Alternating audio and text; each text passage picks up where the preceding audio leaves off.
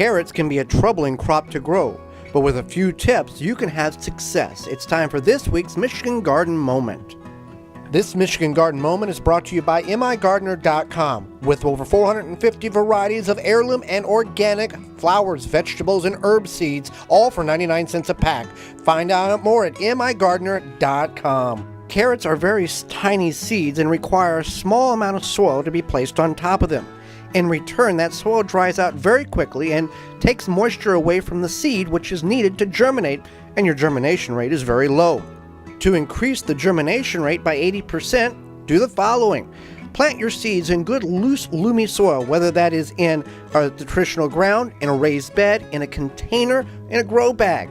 Then once your soil is hydrated, plant your seeds, cover the seeds up with a dusting of soil, then cover the seeds with some type of barrier, whether that be a piece of cardboard, a 2x4, 2x8, something to cover the soil where the seeds are at. This will prevent moisture from evaporating away from the soil. This will in turn hydrate the seeds and allow them to germinate more and quicker. Seeds take about 14 to 21 days for the carrots to germinate. At that point, you want to remove the covering.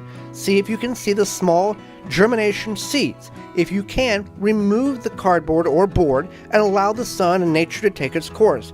The seeds are not going to be damaged if you accidentally leave them under the covering an extra week or two. The seeds still believe they're under soil trying to pierce through, so it's not going to hurt the seeds at all.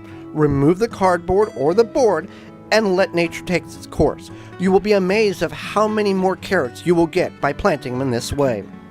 This Michigan Garden Moment is brought to you by migardener.com. With over 450 varieties of heirloom and organic flowers, vegetables, and herb seeds, all for 99 cents a pack. Find out more at migardener.com.